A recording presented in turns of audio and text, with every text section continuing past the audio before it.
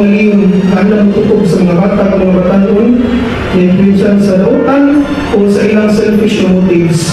Punta ang mga batanon, mga bataan, palitan sa balangbanay, ni Jesus Marinese, o banabangat ang ni San Pedro Carnosod, ang magtubo des Kataro, kapalitan yung mabuki, ilagay na magpuyo sa balang pag-iman.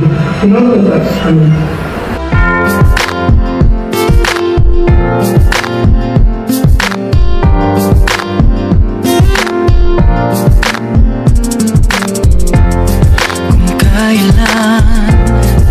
Pinakamadilim mga tala